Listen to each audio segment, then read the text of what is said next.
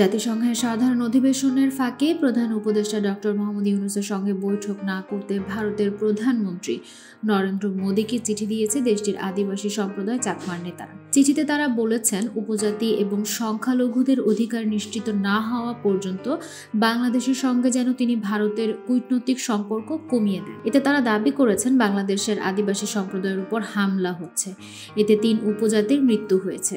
এই চিঠিতে মিজোরামের সাবেক মন্ত্রী ও জাতীয় পরিষদের কয়েকজন স্বাক্ষর করেছেন। তারা দাবি করেছেন, 1979 থেকে 1983 সাল পর্যন্ত সাবেক প্রেসিডেন্ট জিয়াউর রহমান পাহাড়ি অঞ্চলে বাংলাদেশে বাঙালিদের বাসস্থানের ব্যবস্থা করেন, যেন সেখানে বাঙালি জনসংখ্যা বৃদ্ধি পায়। এই মুহূর্তে পাহাড়ে উপজাতি ও বাঙালির সংখ্যা প্রায় সমান। চিঠিতে তারা আরও দাবি করেছেন, পূর্বে চট্টগ্রামের পাহাড়ি অঞ্চলের জনসংখ্যার 98.5% অমুসলিম হলেও বেঙ্গল বাউন্ডারি কমিশন 1947 সালে দেশভাগের সময় এই অঞ্চলকে পাকিস্তানের অন্তর্ভুক্ত করে, যা 1971 সালের মুক্তিযুদ্ধের পর বাংলাদেশের অংশ হয়। অন্তর্বর্তী সরকারের প্রধান উপদেষ্টা ডক্টর মোহাম্মদ ইউনূসের জাতিসংঘের 79তম সাধারণ অধিবেশনে অংশ নিতে যাচ্ছেন।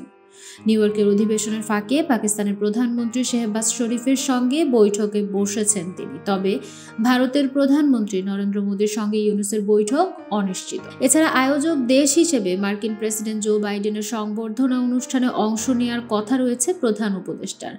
সেখানে বাইডেনের সঙ্গে ইউনূসের দেখা হওয়ার সুযোগ রয়েছে। ঢাকার একাধিক সূত্র থেকে এসব তথ্য জানা গেছে। একটি সূত্র জানায়, আগামী 23 সেপ্টেম্বর ঢাকা থেকে নিউ ইয়র্কের উদ্দেশ্যে রওনা দেবেন প্রধান উপদেষ্টা। 24 সেপ্টেম্বর তিনি নিউ ইয়র্কে পৌঁছাবেন। 27 সেপ্টেম্বর জাতিসংঘের সাধারণ অধিবেশনে বক্তব্য দেবেন ডক্টর ইউনূস। ওই দিন সব আনুষ্ঠানিকতা শেষে দেশের উদ্দেশ্যে রওনা হওয়ার কথা রয়েছে।